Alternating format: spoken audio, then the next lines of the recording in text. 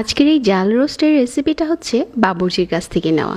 এই জন্য আমি এখানে 1 কাপ পেঁয়াজ বেরেস্তা আর সাথে 5-6টার মতো কাঁচামরিচ মাঝখান থেকে ফেলে নেওয়া একসাথে করে দিয়ে গরম পানি দিয়ে ভিজিয়ে রাখছি কিছুক্ষণ। আর এখানে নিয়ে নিচ্ছি 5 টুকরো মুরগির মাংস। আর এখানে দিয়ে দিচ্ছি হাফ চা চামচ করে হলুদ গুঁড়া আর হচ্ছে লাল মরিচের গুঁড়া, 1 চা চামচ লবণ দিয়ে দিচ্ছি।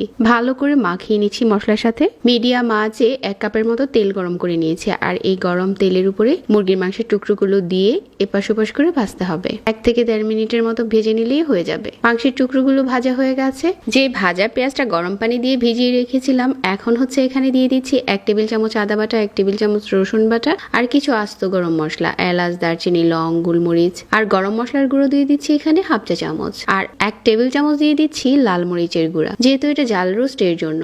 1 কাপ দিয়ে দিচ্ছি টক দই আর 1/4 কাপ দিয়ে দিচ্ছি টমেটো সস। ভালো করে নেড়েচেড়ে মিশিয়ে নিচ্ছি। এই মশলাটাকে কিছুক্ষণ জাল দিয়ে কষিয়ে নিতে হবে। আর এই পর্যায়ে হচ্ছে তেল দিয়ে দিচ্ছি এখানে 3 টেবিল চামচ। এখন মাংসের টুকরোগুলো দিয়ে এভাবে করে উপরে হচ্ছে বসিয়ে দিচ্ছি। এভাবে করে রান্না করে দেখতে পারেন একবার।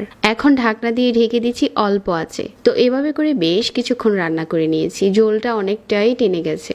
এই পর্যায়ে উপরে হচ্ছে কিছু কাঁচামরিচ দিয়ে দিচ্ছি আর দিয়ে দিচ্ছি কিছু পেঁয়াজ বেরেস্তা আর চুলাটাকে বন্ধ করে দিচ্ছি।